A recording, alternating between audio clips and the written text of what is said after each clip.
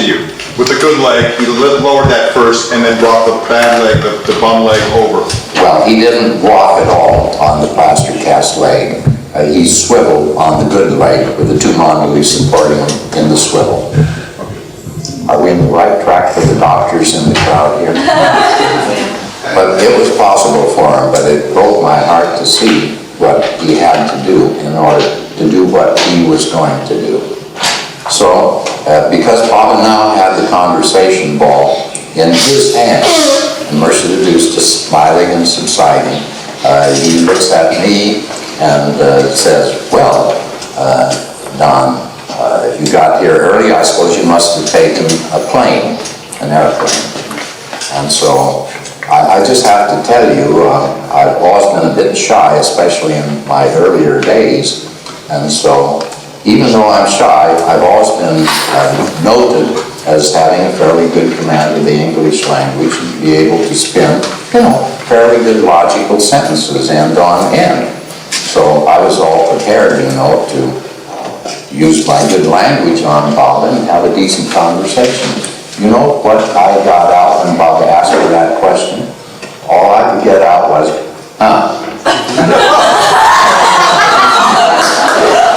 End of conversation.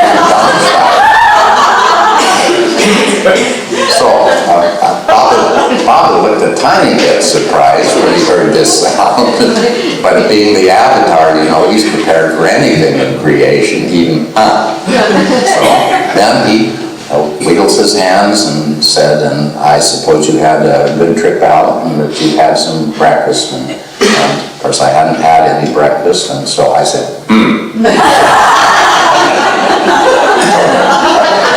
Another brilliant conversational jewel from Don Stephen.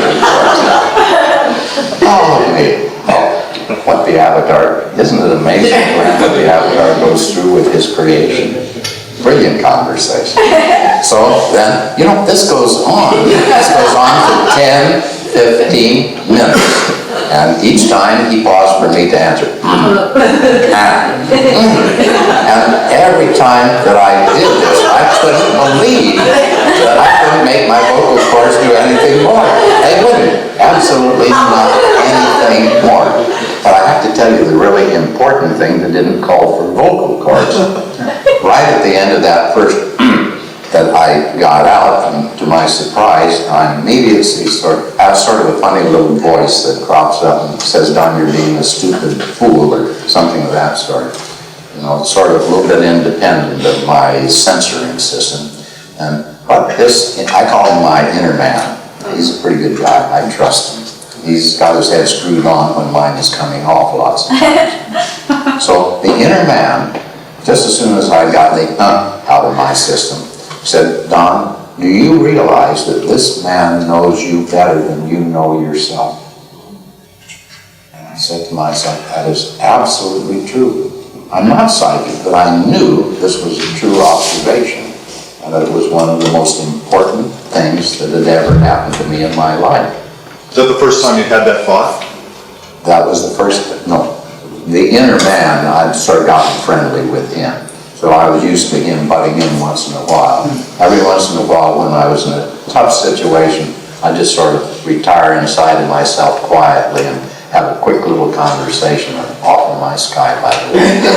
We got to be very good friends. So anyway, then he followed that up immediately with, and he accepts you totally as you are.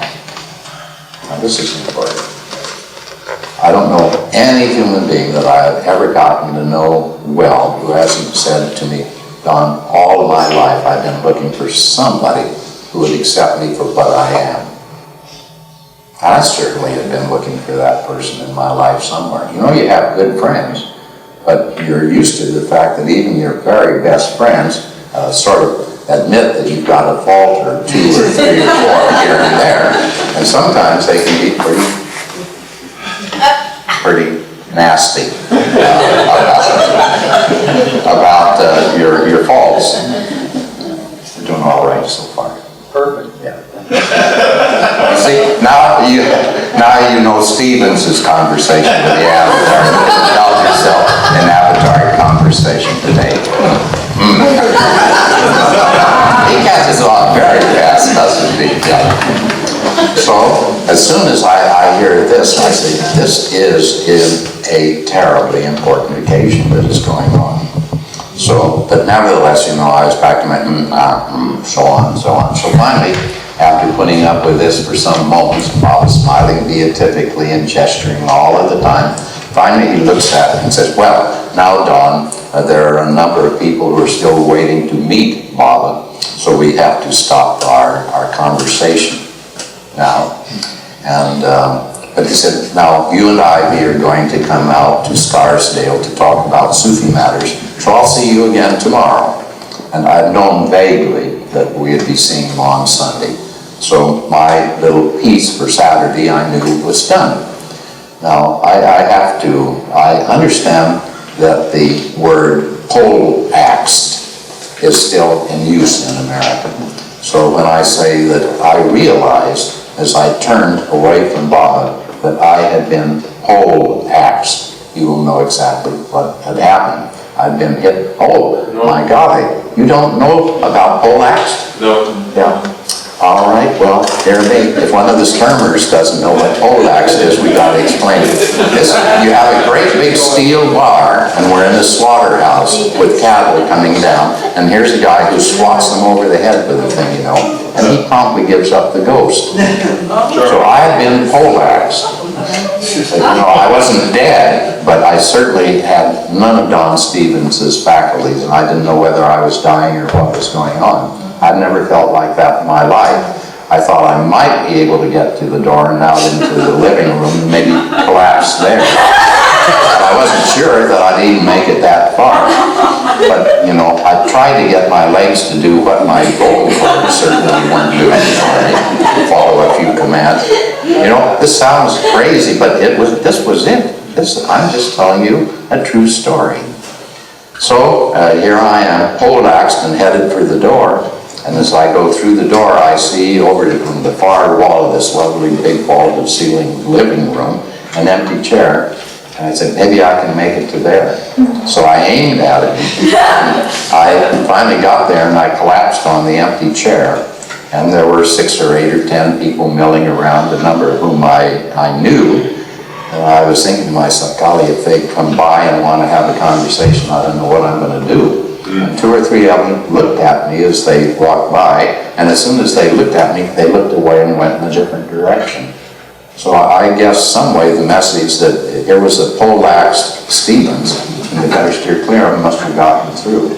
I don't know how long I sat there, but finally when my stomach began sort of gurgling, I thought, well, it must be around lunchtime, and I haven't had anything to eat since some supper aboard, I think United Airlines DC-6 the evening before. So I thought I'd better go out and have a sandwich. I didn't know what I was going to do after that. Went out, had my sandwich, drank something with it. That was before I got to the period where I enjoyed my glass of red wine. So I didn't even have any wine. Like Coca-Cola, something like that, maybe? No, not that. Maybe a 7-Up prematurely, yeah. I didn't know about 7-Ups, but it was a nice drink even then. Here we are, then, midday in New York, and next thing I know, I'm back and buzzing on the Deuce's apartment bell. I don't know why I'm back there. I'm done for the afternoon. If I'd had any sense, I would have gone to Bob Porter's apartment and gone to bed and slept until the next morning, but I was back. So I opened the door. How are we doing on time, Glenn? We've got to speed up this story or we're going to spend a quarter of our time just getting me through the first day with Bob. But it's so important. This was the pillar of my life that was established on that particular weekend. And it was also the pillar that made everything possible to do through the course of the years the work that Bob asked me to do on various of his given out words. So it was a terribly important time because it is really what sustained all of the work and the essential part of it. If I cough, it's because I've got a postnasal drip and it's already down in the lungs and it's coming up this way, not that way, you see. So that's going in the wrong direction, but you tried, thanks. So, Charmy is there again. She says, oh, Don, you're back. I don't know what I said to Charmy, but she just left the door open and I wandered into my chair, which was still vacant. I sat there for some time, and then it was about 3:30. I looked once or twice at my watch. Phyllis Frederick, first time I ever saw Phyllis Frederick in my life. She opens the doors to the library, to where Baba was sitting, and said, Baba's going to tell us a story. So here we are. I knew then why I was sitting around still. Something way back down just kept me there. So there are about 8 or 10 of us in the living room, and we file in. And because of my shyness, of course, I was the last person to go in. First one is way around by his left foot, and the semicircle or the crescent moon forms around this way, and I'm back around behind his left ear. And so as soon as Baba sees that we're all sitting down, squat-legged on the floor around him, he starts gesturing with his hand, telling the story. I think it was still probably Adi Sr., maybe it was Sarosh, translating his gestures. And I just have to tell you, I do not think I heard the first translation word of Baba's gestures, because immediately my eyes were focused on his hand that was doing the gesturing.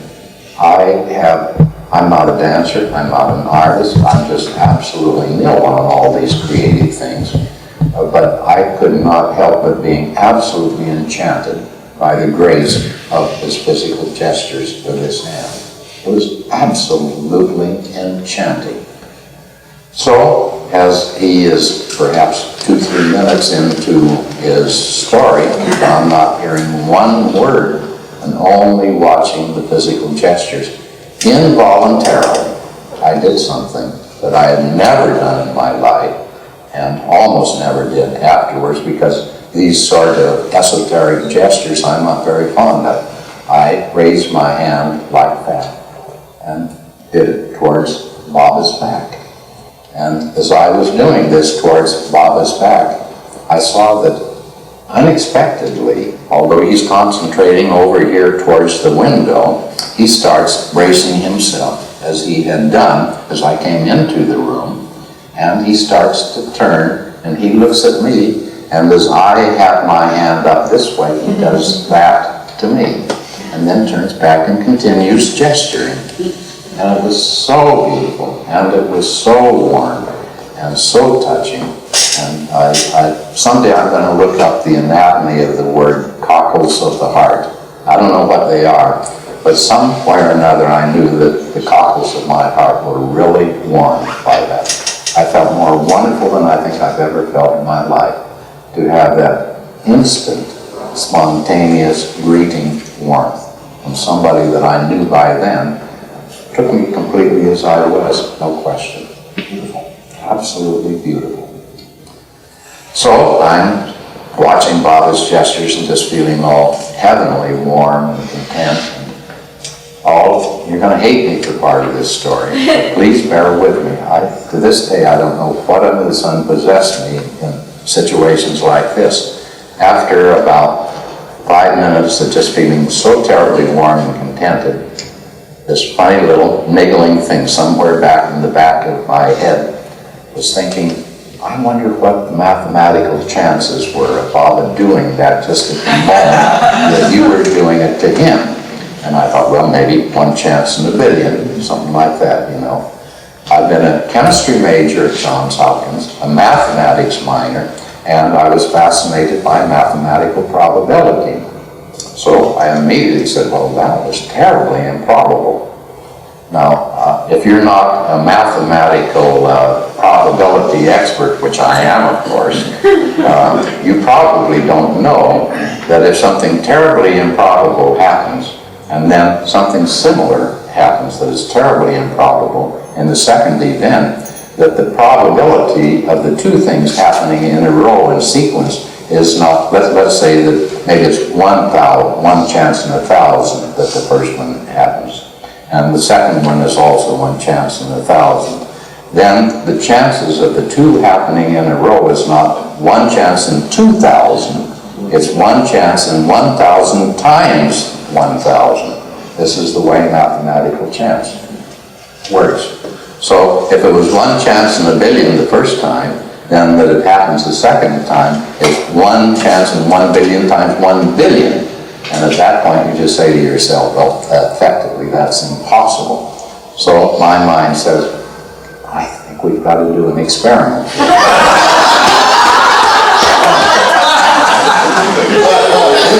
Isn't this incredible? First meeting with the avatar, you're working out mathematical probability, improbability on the avatar. Isn't this, you know, every time I think of it, I say, Stevens, good heavenly days. And I stop because I can't go on with the logic from there. So, nevertheless, when I thought of it, I thought, I have to do an experiment. I couldn't resist it. So I set up and I wait until Bob is concentrating on his extreme left over here. And I'm way back here, you know. And so I just very cautiously raise my hand this way, very low down, you know. I'm sitting on the floor. I don't think I'm even up to where a sit-down was sitting on the chaise longue. And Bob does this, you know, turns around. Just as I get my hand, he does that to me. Just couldn't believe it. I was triumphant. I knew there was no chance that he could have done it. And I said, this guy's got holes in the back, eyes in the back of his head. So it was great, and I felt wonderful about it. And shortly thereafter, he finished off the story, and we filed out. And I sat in my chair over there, but now I was not quite so poleaxed. I was a little bit reconstituted by that point. And so it goes on, and then about 5:30, Phyllis opens the doors to the little library again, and she says, Bob is going home now. So Sarosha Irani, some of you certainly must have been around and met Sarosha before he passed away about 6-8 years ago. And Sarosha, you know, was twice the mayor of Onondaga, and he also ran Sarosha Motors, and he was one of what I've always called Bob's 3 outside Mandalay. Mayor G. Sarosha and Nariman Dadachanji, who always had instant access to Bob no matter what, unless he was in extreme seclusion. So Sarosha was built like, the real outside of a barn. Great big hulk of a guy, over 6 feet tall. Baba, of course, was quite slender in those days, and after all of these problems of health, he was extremely slender. Here's Sarosha. He is wheeling in through the door a collapsed wheelchair, made of wood of all things except for the wheels and the spokes. So it must have been made about 3,000 years ago. It must be pre-Christian. So maybe it came in Noah's Ark. So here's Sarosha, he rolls it in, there's a little bit of bumping and scraping and so on, and out he comes wheeling Baba, and Baba's all sort of squeezed up like this in this little wooden wheelchair that he's being wheeled in. And Sarosha's smiling, and all of a sudden, I just couldn't figure out how it happened, even while it was happening to me. I knew I had to do a third experiment.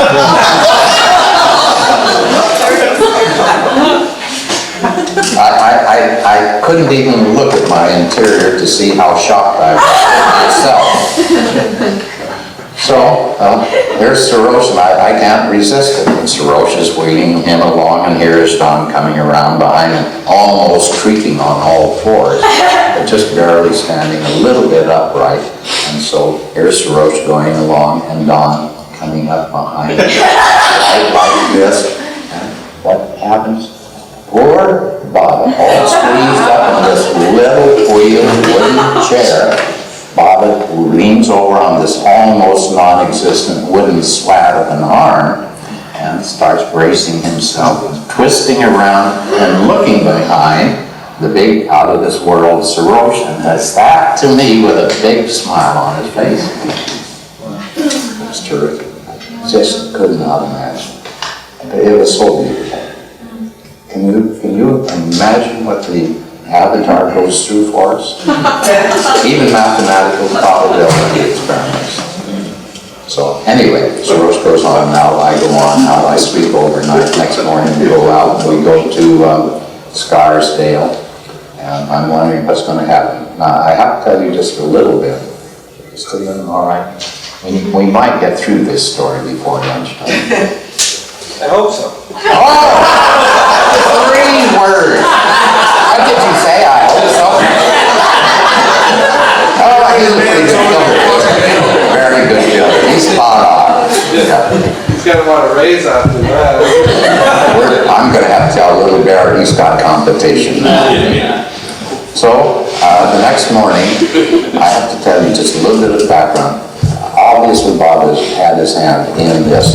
By the time I think I was in my late teens, one way or another, and I always thought it was a strange coincidence. Long story, but I had met several of the modern pillars in several totally different fields. For instance, in the business world, I'm very, very top-notch figures already. They had one of the principal heads of General Electric, things of that sort, you know. People like Evans Wentz, who did the Mila Rapa biography, and the Tibetan, the Book of the Tibetan Dead, which was a masterpiece. Anyway, people of that general caliber, some of the political people, Senator McNary, who was, I think, the running partner for vice president with John Dewey. But, you know, it was amazing. I knew people in these various different fields, way beyond my years, way beyond my own stature in the business world. But as I went out with Ivy Deuce to Scarsdale, we sat down to talk with Bob about Sufi affairs. The first thing that came up, well, I knew John Dewey, by the way, from Columbia, one of the great educators and philosophers of our day. I knew people in this field. I knew how they worked. I knew their caliber. So here we were, driving out there, and Ivy Deuce had, she told me, I'm going to ask Pablo, I've got 5 questions about things in Sufi philosophy which I don't understand. I knew we had to go into finances because we had a few financial crises, as Baba groups always do have, all the time, all around the world, as you well know. And so we had to do financial matters. I also, coming out on the DC-6, had jotted down 3-4 things, very, very personal, that if I got a chance I wanted to ask Baba. And there I had those tucked in my wallet. We go in, Baba's very happy, waiting for us. And it was Adi Sr., who was our translator that day, very certainly. Excuse me. Just the tears going down inside of my nose. No, it's not that. I got to blow. Well, I got a handkerchief. Oh, ouch. Thank you. So, excuse me, just one moment. That's all right. Thank you very much. So, Marcia Deuce has the floor immediately, and she asked her first question. She hadn't told me what it was, but when I heard it, I said, boy, this is a very tough one that she's posing to Baba. It did not take Baba more than 2 or 3 sentences to go to the heart of it, lay out the solution to it. It was obvious that what he said was absolutely dead center, and Ivy Deuce was immediately satisfied, went to number 2, number 3, number 4, number 5. I don't think 10, even 15 minutes had gone by when that was the end of that particular part.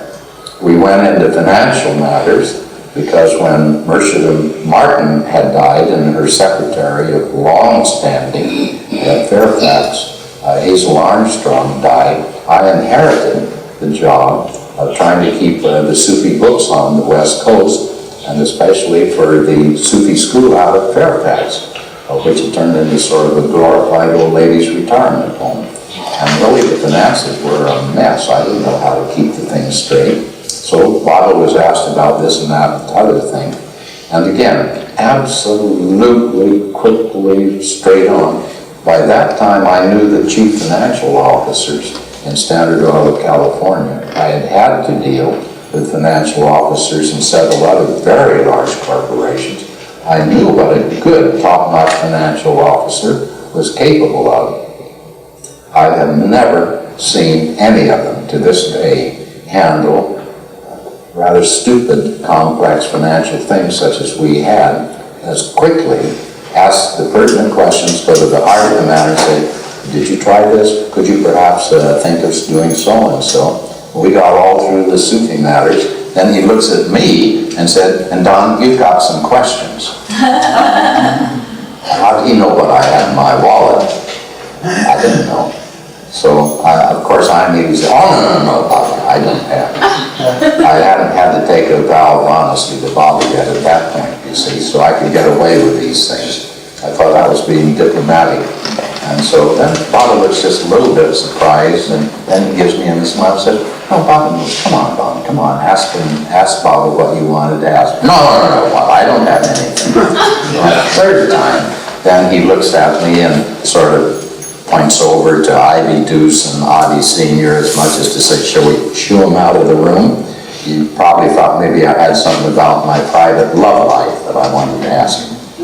So I knew that if we got rid of his facial, I didn't know how we could get rid of Ivy Deuce after what he had done to her the day before. So I didn't want to be involved in her having to leave the room, certainly. And I certainly didn't want to have Audie Sr. leave, because I couldn't read Baba's hand gestures.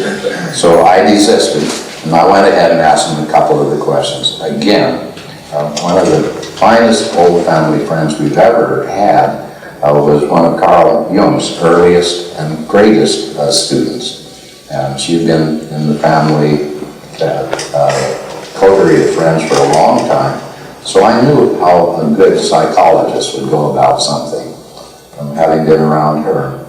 And I've never, even to this day, heard anybody go just as simply, naturally, and quickly to the heart of something and suggest, why not try this? Why not try that? And I felt immediately good. So I knew at that point, using, let's say, the world's criteria.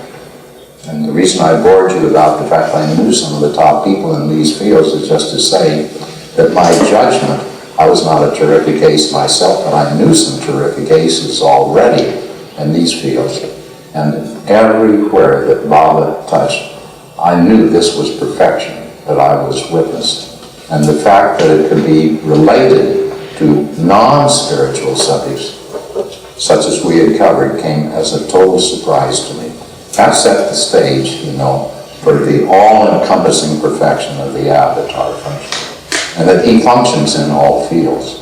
He's not just, let's say, the bridge to the reality of God, but he is handling and he is expert in all fields of creation. And that's, after all, what the avatar is supposed to be. But we have so little of the knowledge of how superbly Baba functions in these other fields. And I'm afraid this is going to be one of the first things that we lose in our knowledge of the avatar. And I want to give us all a big kick in the posterior to come out and know and mine these stories out of the people who are still alive and know that these other aspects are part of the perfection of the avatar. So, at any rate, I go back to New York, and it's getting to be about midday. Baba, sometime probably in the next 2 days, we'll have a chance to do what he had promised to do that afternoon. Tell us what the avatar means by absolute honesty in daily living. He had promised to tell us that. And this is a marvelous story. And I must say has been one of the central pillars of my own life. I have not run into anything more challenging than the 2 times that I had to say to Bobby, yes, I will do my best to be honest in what you're asking me to do and what I am obliged to do in the material world. This is a tremendous thing. Bobby explained that to us. I got on the plane out at, I think it was LaGuardia, where we had to take off from those days. J.F. Kennedy wasn't around in the 50s. So off from LaGuardia we go, get on the plane, and I begin to think about all the various things that have happened in these 2 absolutely incredible days. As I'm thinking along, and then my mind begins to dip over to Monday, And we were in the process of making up the annual budget, and I had all sorts of headaches because I was responsible for making up the group's annual budget, and I had a very bad personnel problem with one of the guys I liked best in the group, wonderful guy, and I knew I really ought to recommend that he be booted out the door because he didn't do good work. He was a terrific guy, but not a terrific worker. So these things began popping up in my mind in one or two of my personal affairs that were in a mess. And as I was thinking along about these things that I was going to have to start dealing with the following day, I noticed something very, very strange. Now, I think when I was born with one of the very best sets of worrying genes that existed in creation. I could worry to perfection so well that my stomach muscles would all knot up and get tense, and I'd get a stomach ache. I would worry so hard. So I knew I probably oughtn't to do this, but I did it, and I did it to perfection. But you know, as I was going over these very tough problems I was going to have to start dealing with, I noticed, well, what's happened to my stomach ache? I don't have a stomach ache. Nothing's knotted up. And so I was very, very curious. And I did it, this is just typical of the way my mathematical mind worked or still works. It's sort of like, let's say, have you seen the old-fashioned telephone boards where all these little slot holes and the telephone operator's got one or two cords and plugs on the end, she plugs there and she plugs there and so on. And this is the way connections are made to the various lines. Well, I sort of have something like, or did those days, where I had all my worries on the telephone board, and I had a cord, and I'd plug into this worry, and plug into that worry, and plug into that one, you know, inspect how it was going on. But I hadn't worried enough yet, and ought to do some more worrying about it. No, I had my own little worry board all set there. So I was so flabbergasted that I'd already plugged into 4 or 5 of my chief worries and had got no reaction from it. Curiosity got the better of me. So I started plugging into all of my chief worries, one by one, by one, by one. No stomach muscle tension, no stomach ache, no sense of concern at all. And actually, in several instances, I suddenly saw possible solutions that I'd never seen before. That was great.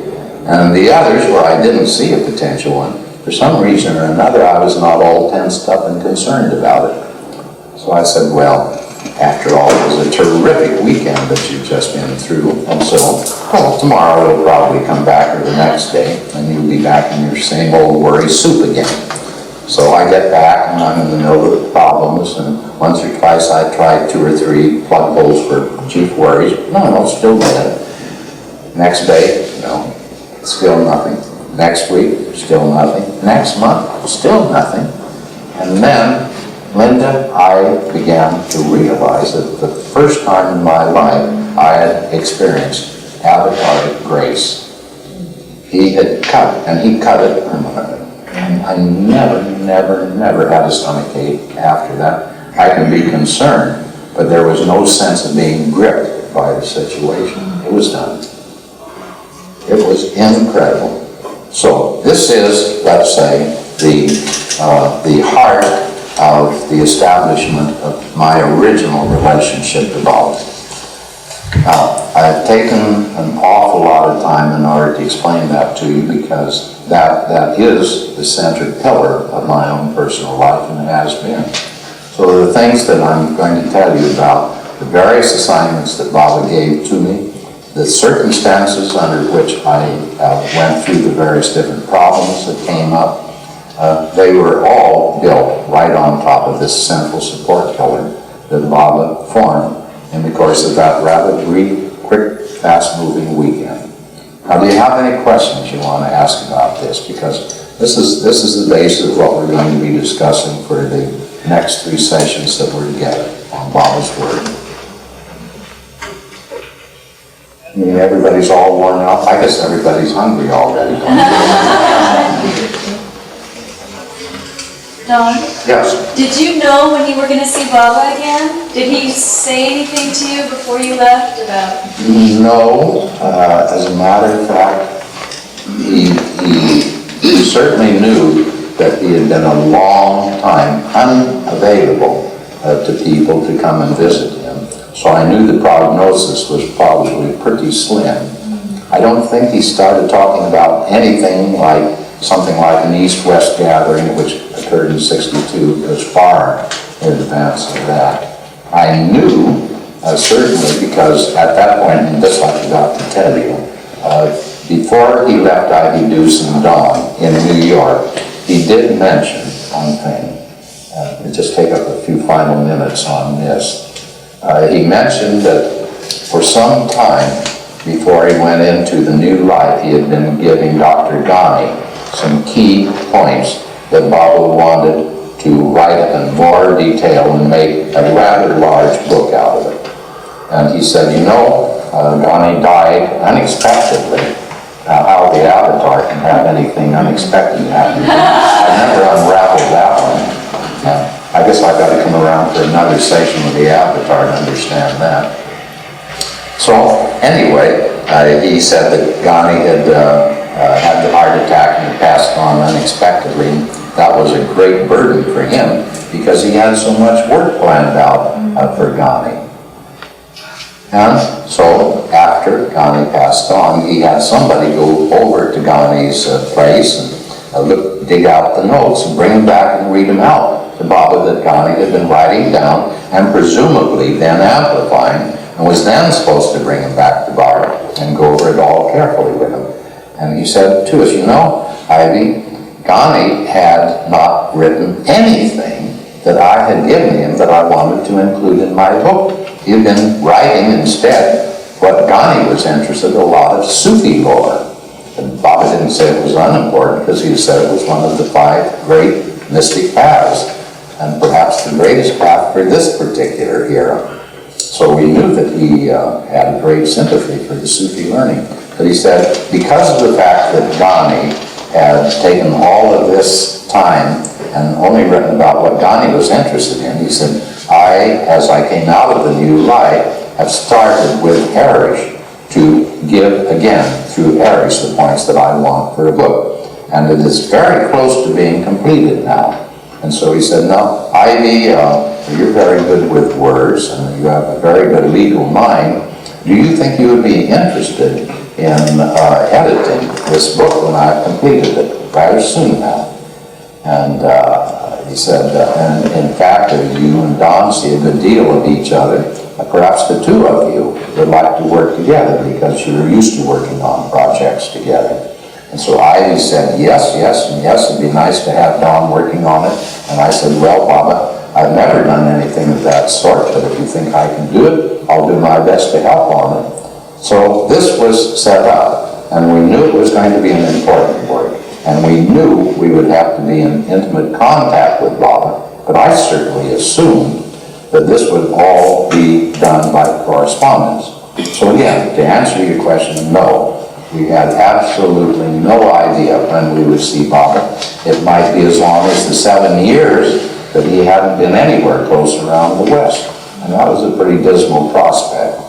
But one other point that I wanted to lay down here, because it was so central in all that went on after that. When Lud Dimple came back some weeks later, several months later, from a trip that he had made over into the Eastern Hemisphere, he brought back as Baba's messenger boy the manuscript and left it with Murshid Deuce in New York. Now, 2 things that I want to tell you, and then we'll go have lunch. When Baba sent this, one of the things that he told Lud to tell Murshid and Don immediately was that he would give us, he was able to give us 6 weeks to edit this manuscript. 6 weeks. Well, can you imagine doing the Avatar's great book in 6 weeks? I think most people can't even read the thing in 6 weeks, let alone edit it. And then to get it negotiated with the publisher and into the publisher's hands. Now, I was the one, Ivy, immediately, she said two things. Don, I have quickly read through what Bud has brought back from Baba, and she said that the bulk of it is material that has been worked through Arish. And she said it's a very beautiful, magnificent, but very complex classic description of creation and its functioning and its end. And then he has sent also the Ghani manuscript. And the second thing, in addition to the 6 weeks, was he has given me the privilege of either accepting all of the Ghani manuscript and to put it in, or none of it, or part of it. And she said, I am fascinated by what Ghani has described, and if you agree with me, I want to put it all in, despite the fact that Baba was ready to simply throw it away. She said, I think it is beautiful background, and so I want to include it. She said, but it is more complex logically to put together than what Baba has dictated through Arish. So would you do the Arish part of it, and I would like to do the Ghani part of it. So that's the first thing I want you to understand. You should also understand at the same time that as far as I know, Baba did some work at several points to make some corrections in the Ghani material, but Baba never did go over it word for word and make extensive alterations or corrections. This is not Baba material. This is Dr. Ghani material. The first 8 chapters, Baba described this very clearly to me when I got to see him face to face. The first 8 chapters are entirely material where he gave Arish carefully, point by point, key philosophical things, key words, key phrases that he wanted to use. Arish jotted those down, took them back to his little cabin, worked on them overnight, came back to Baba the following morning. Baba and Arish then went over it, out loud, word by word. And twice Baba had Arish describe to me with Baba sitting there, exactly the procedure. In the simpler things, Baba would gesticulate to Arish changes, modifications that Baba wanted made. When it was a complex word or concept, then Baba, and you've all heard the story, I know, Baba would then have Arish repeat out the alphabet, ABCD, and clap his hand at the letter, and he would laboriously spell out a key word in this particular fashion. Now this is terribly important, and I just put in front of you why it is so terribly important. Yes, Does that mean that the first 8 chapters, the Ghani material comes after that? the Ghani material is the supplement. The supplement. Yeah. That is, there are several sections in there, though, which were Baba's response to queries that Mercer deduced and I put to him during the editing. And where that was put in, because it was so valuable, I put that in quotation marks. But I want you to know that even those parts that came directly from Baba came through Mani. And I have no word from Mani ever, or from Baba, that after Mani had written that in a letter to us, that Baba then went back over and corrected that, as he did the first 8 chapters. It's from Baba, but it is characteristic of, let's say, the less careful things that would be given out on lesser occasions. But Baba was terribly particular that the first 8 chapters were given out in this extraordinarily meticulous manner. We'll have some more on that this afternoon. But the next thing I want you to know is that chapters 9 and 10 were Arish. This was an assignment from Baba to Arish, whom naturally he trusted as probably no other human being. I also have never had word from either Arish or Baba that Baba even had Arish read those 2 chapters back over to Baba, nor that he made any suggestions. He had total confidence in Arish. But it was, the last 2 chapters are a totally different means of communication. You should understand that, because I think it's important. So that is God's peace. And the final second point that I wanted to mention to you was another restriction on me because it was so typical. I want you to know about it as being a foundation block. At the time that Ivy Deuce called me in San Francisco saying that she had the manuscript, Baba had given us 6 weeks to do the work. Just 2-3 days before that, my boss had said, Don, we have laid out a very elaborate plan. I knew they were working on it for you to go on a technical field trip into the eastern part of the United States and spend 2 months touching base with different of our district managers, their technical people, important customers in the field. So for 8 weeks out of the 6 that Baba had given us, I was constantly in motion and under a great deal of pressure. So everything that I did was done in strange hotels, on airplanes, on trains, in waiting rooms, etc. Which you would say, how under the sun could the Avatar have worked it out that your part of the work had to be done under almost impossible circumstances? Well, he did it, and I had to do it, and I did it. The introduction to the first edition, I did the preface and the first and second introductions, except for 2 paragraphs in the second introduction, which Mershid and Ludd did.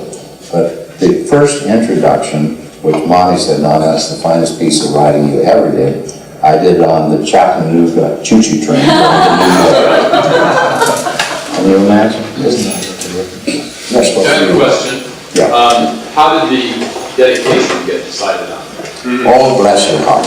Yeah. Almost everybody, of course, assumes that's Baba. It isn't. I remember the day that Mercer called me up and said, Don, this work, of course, has to have a dedication. And so I've had an idea, which I like, and I want to try it out for you for size. And so she read to me over the phone, and you know, it's dedicated to creation, which supports reality or something like that. To the So, universe, it the was illusion great. that sustains reality. Yeah. Why don't you, Dinah, just read it straight out so we've got it Okay, the dedication. The dedication says, to the universe, the illusion that sustains reality. Yeah. Now, because of the fact that I've always been of the opinion that the universe actually performs a terrifically important job for God himself, I thought it was a great idea to give the universe, you know, a leading role in the dedication. It was only quite some time afterward that all of a sudden I thought that how can illusion support reality? That isn't quite logical. And a number of people have been bothered by that. So there's a long story. This is Ivy Deuce. This is not Baba. It went to Monty. Monty took it up with Baba. They discussed it. They had some problems in working it out. But this has, incidentally, a key part in another little drama that some way I hope we can get into either today or tomorrow. It's a gorgeous, gorgeous story. Wait, are you how saying Baba that- plans things. Yes, I'm sorry, are you saying that Monty mentioned the dedication to Baba? yes. And Baba went somewhat over the wording of the dedication. Oh, but he approved it. Oh, let's say, officially he approved everything. Yeah. So when you're saying that Baba approved this, and if he approved it, it's got to have the Avatar stamp. Boy, lost in that sort of logic, there are an awful lot of bears that are running around the forest. You want to follow on? Like when Baba said that Mehera was his, that's how I see it, that Mehera sustained him without it. She said he's my very breath. Right, without which you can live, so I see it like that. I wanted to ask you about Baba's movie in the 30s, and I was struck by the fact that that movie, they put all that work into it and never materialized, but then it seemed to come out in book form. Can you make that connection? Well, I've got an awful lot of theories, to be perfectly honest with you, about what Baba did so many times on scripts for plays, movies, and so on, but especially the movies that we call the 1960s movies, which Baba had me take, and which Mehera, Monty, and Baba did totally all of the planning and the scenarioing about. But I think that gets into another field, which we'll get into, I hope, in some detail. But nevertheless, the important point is this: when somebody says, well, Baba officially, somebody put a translation of his feet, Baba blessed it or something. Well, what sort of authenticity and what sort of foolproofness does that constitute? This is one of the things we just got to get into if we're going to take a really deep, honest look at Baba's words, but our Baba's words. I started to tell you, and I hope this is the last thing before lunch, why it's so terribly important to know that certain things, how carefully Baba went over it. Because when Baba was explaining to me how carefully he went over God Speaks, Purdom had already published The God-Man, and I think it was in that one, or else it's in one of his other works, but well known.